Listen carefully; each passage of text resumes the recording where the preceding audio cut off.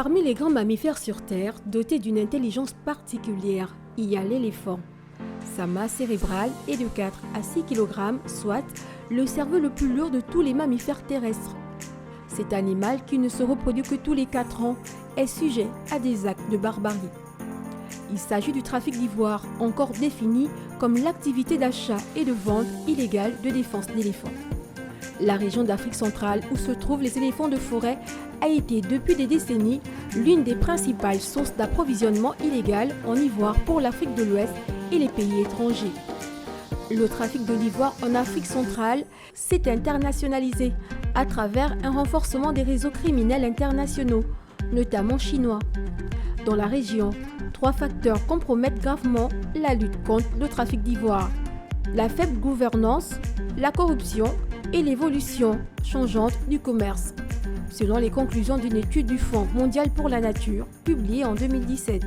De manière spécifique, on peut citer la faiblesse du développement économique des zones rurales, les conflits d'usage du territoire, les conflits hommes-faune, le manque de connaissance des lois et activités illicites, la corruption et encore le braconnage. Ils sont les grands jardiniers de nos forêts. Sans eux, les écosystèmes pourraient disparaître.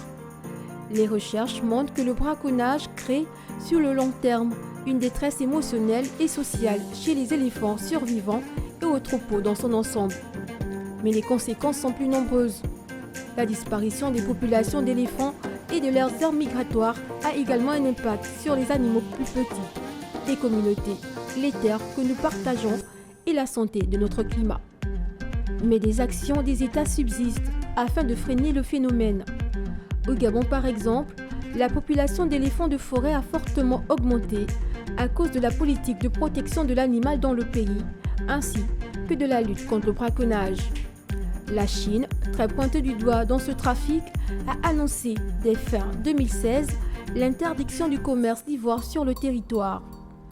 Considérée comme le 3e importateur d'espèces sauvages illégales au monde, l'Union européenne a adopté des législations pour interdire le commerce de l'ivoire. Enfin, l'Union internationale pour la conservation de la nature reconnaît les éléphants de savane et de forêt d'Afrique centrale classés en danger et danger critique sur la liste rouge des espèces. La fin du commerce de l'ivoire, légal ou illégal, entraîne la fin du braconnage et permet à l'espèce de s'épanouir.